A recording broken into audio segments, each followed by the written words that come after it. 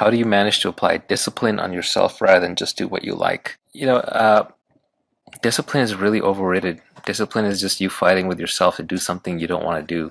So I would say it's more important to find something that you want to do and that can be productive, as opposed to trying to discipline yourself. Self-discipline is it's tough. You won't sustain it. Tiger Woods didn't become a great golfer through self-discipline. What has to be understood is that where greatness comes from, it's a very murky affair. It is nonlinear. It is unpredictable. Perhaps nature and the universe set it up this way, that you have to jump in. And once you jump in the soup and you're being bombarded through all sides and you live in confusion and you have no idea which way is up, if the obsession is there, then what happens is through some messy process, you find a way. You see light at the end of the tunnel. You forge a path through the jungle. When you come out through the tunnel and someone asks you how you did it, you have no idea. The thing that's almost laughable is when you ask a great athlete, can you show me how you did that? They won't come on and say, I have no idea. They will provide you with some semblance of an answer, which is a non-answer. And what they will do is, because there's a gun pointed at their head and their back's against a wall, they will create the highlights. When the human being who watches that follows the highlights, he misses. And the reason that he misses is because it's all the small things. I can't watch Roger Federer play tennis and swing the racket the same way, nor will any description from him on how to swing the racket get me to swing it the right way. Then we go to intellectual efforts. We start asking Warren Buffett why he invested in a company, and there he can try and create a mental construct as to how he thinks and how he invests in the company. But there are just as many details to Warren Buffett's activities when he decides what to invest in and how he lives his life and how he thinks, as there are to Roger Federer's body running around a tennis court hitting a ball. The details are not transmissible. They're not copyable. You can be inspired to try it yourself, but without that sincerity, that obsession, you won't get there. Not only are the details not transmissible, the details are not even knowable. So Warren and Roger don't even know it themselves. Absolutely not. No great artist knows. The things that you do greatest are the things that you know not how you do them. I would argue that you're not even there when you do them. You're not consciously thinking about it. I find that when I'm speaking, I do best when I'm not thinking about what I'm going to say, and I don't even hear what I'm going to say until it comes out of my mouth. It's like the Bukowski line, find what you love and let it kill you, is really put everything into the thing you love. And that's like the way to really create special stuff, but it's also the way to live out your life. You have to be careful giving this advice, because they're like bodybuilders who will be like, just go to the gym, be disciplined. I'm disciplined, go to the gym. But I would argue for those people, it's like, it's not even discipline. They just enjoy weightlifting, right? Because there are people who are jacked, but they don't make much money or run a business, right? If they were that disciplined, they would be hitting every area of their life. They just really like business. And then there's people like me who just, to an extreme level, love building companies, right? It's not even discipline for me. It's just in my blood. It's what I wake up. I don't think about it. I don't push myself. I don't need to watch a fucking motivational video to go work. I just do it. It's programmed in me at this point. And I couldn't imagine a world where I don't wake up and do it every day. But I think that a little bit of it is genetics, and just how you're hardwired. Not that it can't be trained or taught, and not that, and obviously the friend group you're in influences these things, and over time I think can change it. But someone's just not going to be able to flip a switch and then just start doing a kamikaze approach to building a business. Just like a lot of people try to flip a switch and start bodybuilding and then quit majority of the time. It's just not innate to them. But I think a lot of us have the capacity to do that in some domain. Yeah, I think if you went about it strategically, if you surrounded yourself with fellow like-minded people and, slowly over time switched it. But if you just try to hardcore do it, you're just going to lose your mind. One of the things that we've talked about before that I always liked your points of view is on strategies for success. Mm-hmm. There are lots of variables that you need to get right. Mm-hmm. I'm going to list them, and I want your quick opinion on a scale of 1 to 10, mm-hmm. where 10 means, this is like a really important thing for success, right. And 1 is, no, you don't even need that. Okay. All right. Hard work. 3 or 4. Maybe early on, 7 or 8 at some point, but yeah, really 3 or 4. In Silicon Valley, that there might be exceptions because you're playing games, winner take all, trying to build the next $50 billion company where only one can win. So the number one by definition is going to hit 10 on everything, right? But for general people going through general life, just trying to be successful, hard work really doesn't matter that much because we live in an age of infinite leverage. Technology, capital, media make it so easy to multiply your work that what you do and how well you do it is so much more important than how hard you do it. We like to view the world as linear, which is I'm going to put in 8 hours of work, I'm going to get back 8 hours of output, right? Mm-hmm. Doesn't work that way. The guy running the corner grocery store is working just as hard or harder than you and me. How much output is he getting? What you do, who you do it with, how you do it, way more important than how hard you work, right? Outputs are non-linear based on the quality of the work that you put in. But it's true. If you're doing anything creative or trying to pursue anything that requires like you to be more successful than a lot of other people competing to do the same thing, you got to put in the time and energy, man. Yeah, and you got to work smarter, not harder. I mean, some people, I say this analogy a lot, but since we're on the topic, I think for most smaller channels, like if they're pulling 1,000 views a video and they upload a video every day for 100 days, they'll pull 100,000 views. But I would recommend you just think of a really good idea, one that people genuinely want to watch, put a lot of fucking time into the video, and you can pull 100,000 views in a week. You kind of see what I'm saying? Because most people that I talk to, because I like to counsel small channels sometimes, just get in the motions of just whatever, and it's just like, if you just took a step back, I haven't even uploaded in the last week. I don't care. It's not like it's that big of a deal. And you just make a kick-ass video, like you could pull exponentially so many more views, with so much less effort. You know what I mean? The key element of hard work, which I must say is an elephant in the room, which is rarely discussed in the world, is that hard work is considered to be a door prize. It seems to be sort of the preparing of the bed of failure. I think that a lot of times hard work is done in order to have an excuse for the mind when the mind comes attacking and says, how come you didn't make it? And if a person is armed with the ammunition that I have worked hard, then he has an answer for the mind. Whereas if he just sat on the couch and did nothing, he would not have that ammunition. So many times people do hard work in order to have an answer for the mind because they know they're going to fail anyways. And externally, if I'm an investor in a company and it fails, if the entrepreneur worked hard, that feels more forgivable socially than someone who's just like, oh, I tried it, I took a shot, the market didn't want it, I gave up quickly. When you think of the word, say, successful, who's the first person or people who come to mind for you? Yeah, it's an odd answer because most people think of someone as successful when they win the game, and it's whatever game they're playing, right? So if you're an athlete, you're going to think of successful as someone who is a top athlete and wins that game. Or if you're in business, then you're going to think Elon Musk or someone of that sort. Or in my mind, I would have answered that question a little differently a few years ago. I would have said Steve Jobs because he created something, or he was a driving force, part of the driving force and the spearhead for creating something that has changed the lives for all of humanity. And that's the iPhone. I think of Mark Andreessen as super successful, not because of his recent incarnation as a venture capitalist, which is an interesting one, but because of the incredible work that he did with Netscape. He commercialized the web browser. Satoshi Nakamoto is successful in the sense that he created Bitcoin, which is this incredible technological creation that will have repercussions for decades to come. So in the classic sense, I consider those creators and commercializers successful. And of course, Elon Musk, just because he changed everyone's viewpoint on what is possible with modern technology entrepreneurship. But that said, to me, the real winners are the ones who step out of the game entirely, who don't even play the game, who rise above it. And those are the people who have such internal mental and self-control and self-awareness that they need nothing from anybody else. So there are a couple of these characters that I know in my life.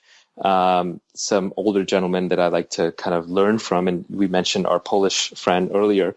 I would consider him successful because he doesn't need anything from anybody. He's at peace, he's at health, and whether he makes more money or less money, or whether the next person over from him does better or worse than him, has no effect on his mental state and bearing.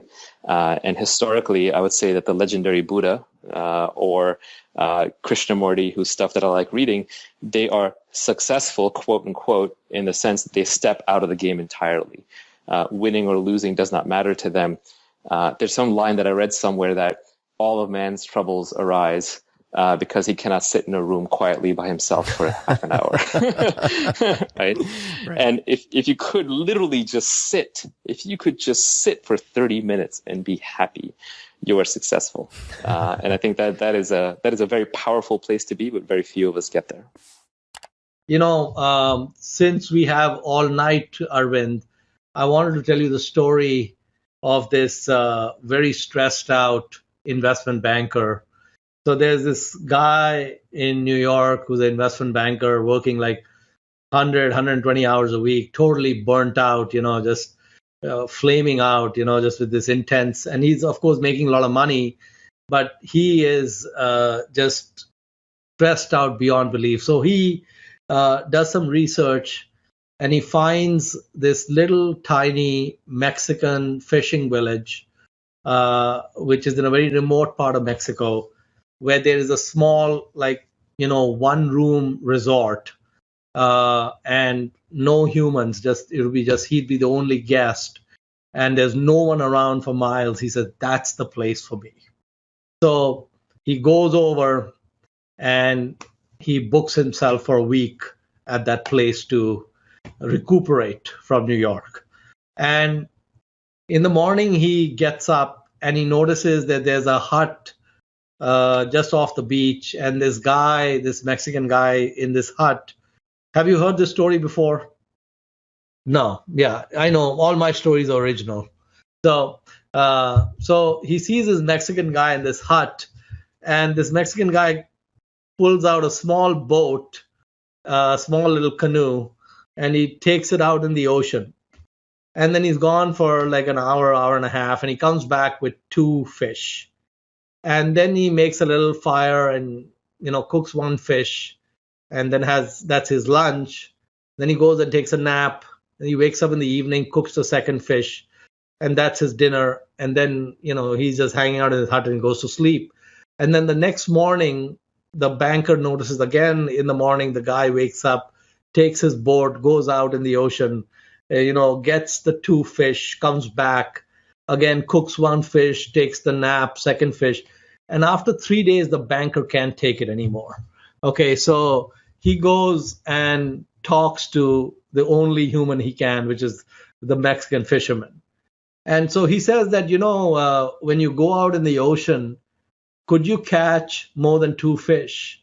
And the Mexican fisherman says, yeah, the ocean is full of fish. I can catch a lot more fish. So he says, why don't you catch more than 2 fish? He says, I only need 2 fish. Why would I need to catch more than 2 fish? He says, so the banker says, look, if you catch more than 2 fish, then you would have some extra fish. You would only eat the 2 fish, but you could sell it in the market, So the fisherman says, and then what?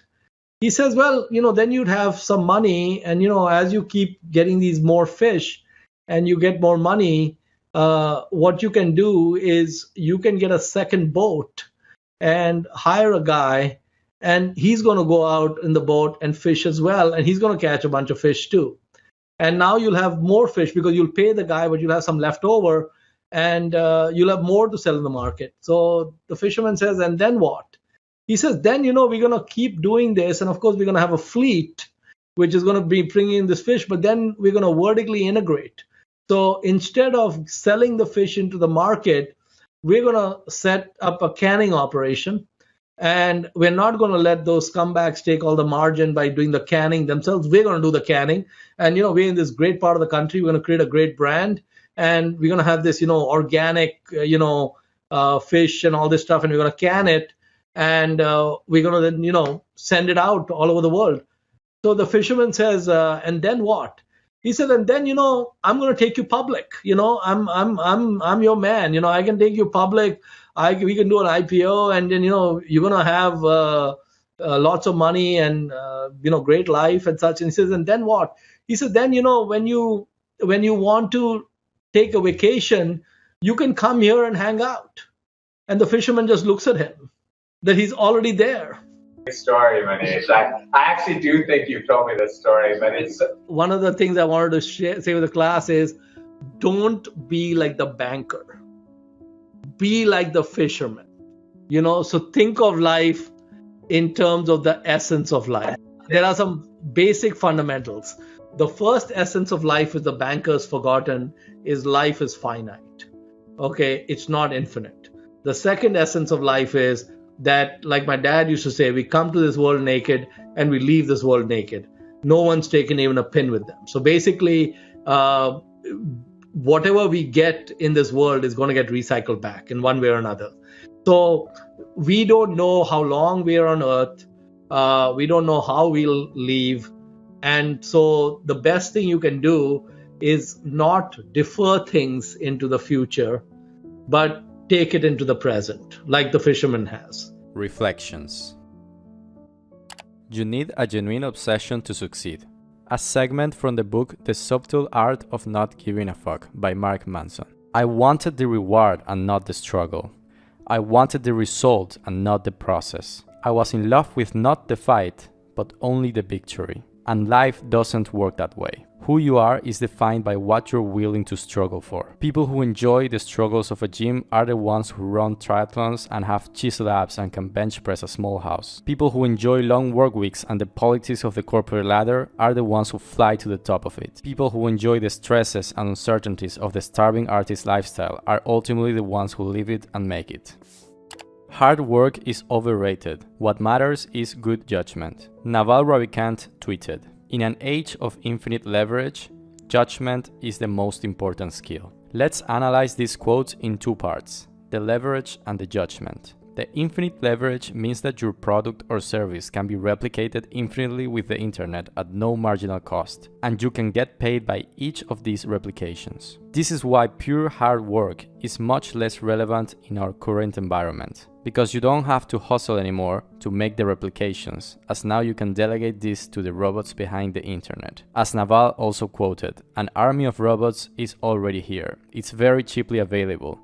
The bottleneck is just figuring out intelligent and interesting things to do to them." This takes us to the second part. How can we build good judgment? There are two proven ways. One is to iterate fast. The more you iterate, the more experience you gain, which leads to better judgment. The other one is to acquire foundational skills and mental models. Naval Ravikant tweeted, "Judgment requires experience, but can be built faster by learning foundational skills." Quote from Charlie Munger, "You have got to have models in your head and you have got to array your experience, both vicarious and direct, onto this lattice work of mental models." More about building judgment on the link above.